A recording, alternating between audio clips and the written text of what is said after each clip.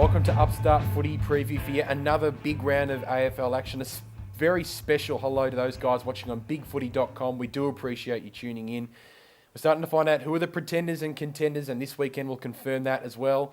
I'm Ben Waterworth, and the man himself is back, the Japanese assassin. He'll make a woman very happy in the kitchen when he does get married because he's a very fine Japanese chef.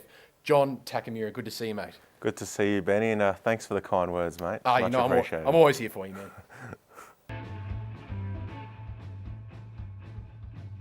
Round 10 kicks off tonight at the MCG. Melbourne taking on Carlton.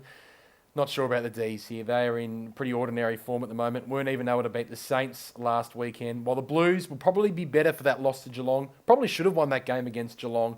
And I think they'll come out firing with those small forwards, Garlett, Betts and Walker. They'll be too strong for the D's. Yeah, Carlton too strong in ruck, too strong in midfield, too strong up forward, and their defence is in pretty good form. Yeah. So Carlton for me. Yep.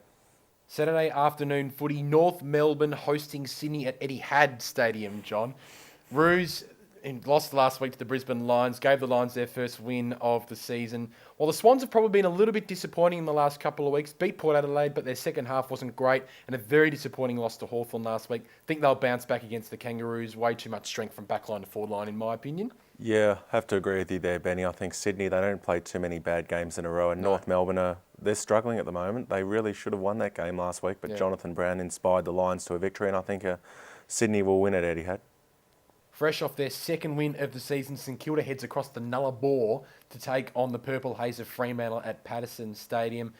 Have you ever had, what is it called, turf toe before, J-Tac? Can't say that I have. Turf toe. It's a very, very interesting injury that Aaron Sandilands suffered. Of course, the big 211cm ruckman who will be out of this week's game.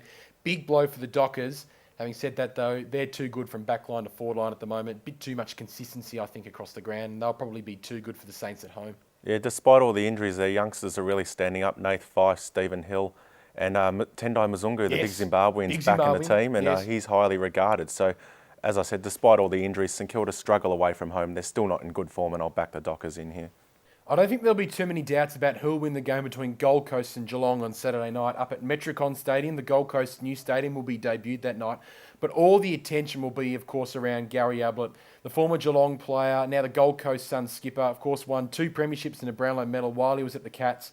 All the attention will be on Gary on Saturday night. It'll be interesting to see how the Geelong midfielders treat him. I think the Geelong midfielders will thrash him, though, as a team. Ablett will have to ride solo, Jason Derulo style, and probably won't do that well. I think the Cats very, very easily. Yeah, I think Cats will win that quite comfortably as well, but I still think Gary Ablett's going to have a pretty big game. I think, I wonder who's going to play on him, James Kelly? Or they'll probably rotate it, I reckon. Yeah, probably rotate. But I think Gary Ablett will be determined to play a big game against his former club, but I think Geelong, too many options in the midfield, too many options up forward, and their defence. They did concede 100 points last week, Benny, which was a bit surprising, I thought. But they should be too good against a Gold Coast forward line that struggled this year. The AFL heads up to Darwin when Richmond take on Port Adelaide. Two teams in very contrasting form at the moment. Port Adelaide going from bad to worse. And the Tigers, how exciting are the Tigers at the moment? A great win in Dreamtime at the G against the Bombers last weekend. The AFL would be laughing because the Tigers are doing so well. They bring in so much hype, excitement, and of course dosh as well. I think the Tigers will continue that form against Port Adelaide, who are struggling, to say the least. Yeah, Richmond will win this game pretty well, I think. I did tip them last week against Port Adelaide. And Port Adelaide, they have systematic problems. Their fans clapped their players off the field for that effort on the weekend. Yeah, that is just showing the problems they have there. Lack of skill, lack of talent, and they're not doing Matty Primus any favours. No. So Richmond for me.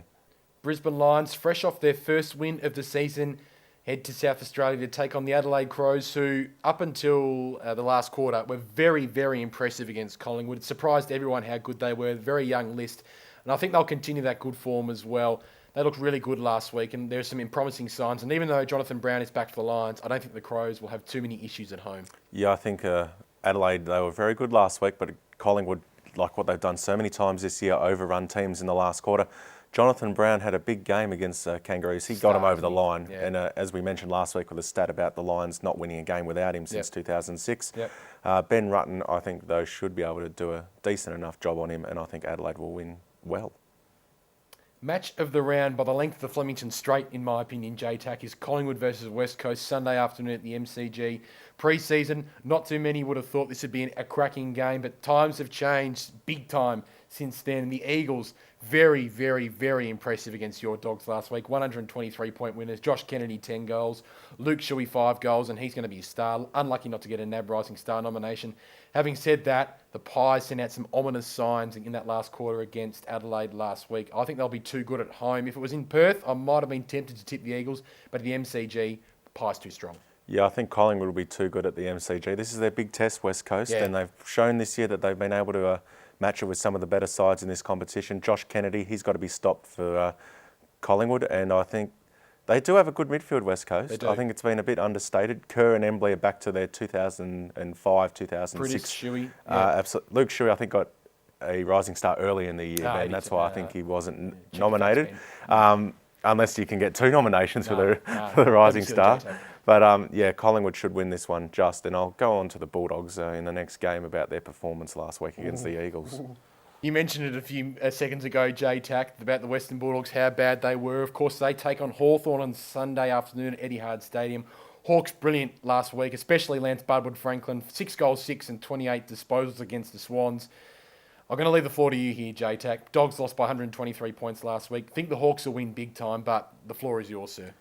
That was one of the most embarrassing, spineless Bulldogs displays I've seen in a very long time. That was the equivalent of what they were putting up in 1996 when they famously got many a thrashing. The midfield just didn't work hard enough at all. The team just gave up in that last quarter, and really the stats were pretty damning. 64 inside 50s to 31. West Coast had 26 marks inside their forward 50. Jeez. When has there been times where those stats have happened? Not 120 often. more disposals, about 15 more clearances. And in the paper yesterday, we've been known in the past for being a quick side who had good ball skills. And the journalists have said we are the slowest team in the league, which I cannot agree with more. And we are ranked 17th for foot disposal in this competition. Efficiency? Efficiency. Jeez. 62%. Wow. That is just not good enough. And I think they'll come out hard on the weekend, but Hawthorn in good form. We don't have anyone who's going to be able to play on Buddy Franklin, I don't think. Tom Williams and Brian Lake are just not in good form at all. And Hawthorn should win comfortably if they're a premiership contender. I'm very, very nervous for the Western Bulldogs on the weekend. That's all we have time for on Upstart Footy Preview. Thanks for joining us, and make sure you stick around on Upstart, of course, the magazine or the website for emerging journalists.